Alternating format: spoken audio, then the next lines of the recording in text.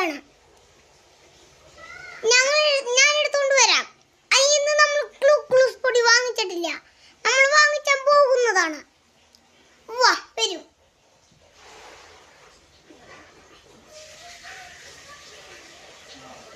Hello friends, ഇതാണ് ഞാൻ പറഞ്ഞ ഗ്ലൂക്കോസ് പൊടി. കണ്ടല്ലേ ഗ്ലൂക്കോസ് പൊടി.